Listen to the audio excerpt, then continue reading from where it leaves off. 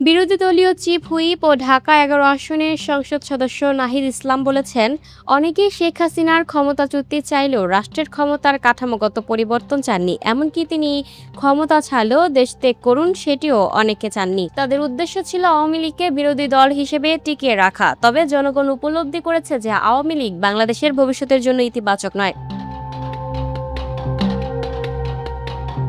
রোববার বিশ্ববিদ্যালয়ের সমাজবিজ্ঞান অনুষদে আয়োজিত জুলাই গণঅভ্যুত্থান, প্রতিরোধ ও ভবিষ্যৎ পথরেখা শীর্ষ আলোচনা সভা ও সাংস্কৃতিক অনুষ্ঠানে তিনি এসব কথা বলেন। অনুষ্ঠানে সভাপতিত্ব করেন আব্দুল্লাহ আল মাহতির এবং সঞ্চালনা করেন মোহাম্মদ ইসমাইল। নাহিদ ইসলাম বলেন, রাষ্ট্রের গুরুত্বপূর্ণ অনেক প্রতিষ্ঠান, জেলা প্রশাসন, সিটি কর্পোরেশন সহ বিভিন্ন দপ্তরে দলীয়করণের সংস্কৃতি গড়ে উঠেছে। নতুন সরকার এলেও যদি রাজনৈতিক পরিচয়ের ভিত্তিতে নিয়োগ দেওয়া হয়, তাহলে সেই সংস্কৃতি পরিবর্তন হবে না। তিনি যোগ্যতা ও মেধার ভিত্তিতে নিয়োগ নিশ্চিত করার উপর গুরুত্ব আরোপ করেন। তিনি আরও বলেন, গত কয়েক মাসে জনগণের মধ্যে রাজনৈতিক সচেতনতা বেড়েছে, যা ইতিবাচক। তবে গ্যাস, বিদ্যুৎ সহ বিভিন্ন সংকট মোকাবিলায় সরকার যদি জনগণের আস্থা অর্জন করতে ব্যর্থ হয় এবং ফ্যাসিবাদ বিরোধী শক্তিগুলো ঐক্যবদ্ধ না থাকে, তাহলে পরিস্থিতি আরও জটিল হতে পারে।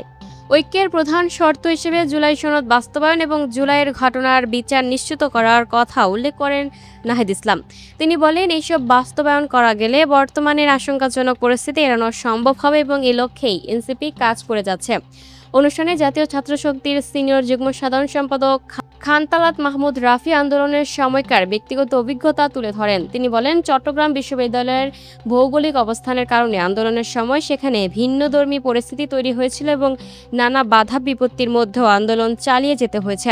এনসিপির যুগ্ম আহ্বায়ক সরওয়ার তুষার বলেন, গণতান্ত্রিক ও বৈধ উপায়ে রাষ্ট্র ক্ষমতায় যাওয়ার লক্ষ্য নিয়ে তারা কাজ করছেন। তিনি অভিযোগ করেন, নতুন রাজনৈতিক শক্তির অবস্থানকে দমিয়ে দেওয়ার চেষ্টা করা হচ্ছে এবং জুলাইয়ের ঘটনায় ক্ষতিগ্রস্তদের ন্যায় বিচার এখনও নিশ্চিত হয়নি।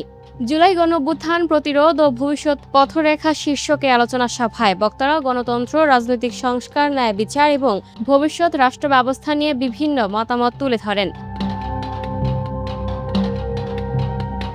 Lucky Akter, up to date news, Dhaka.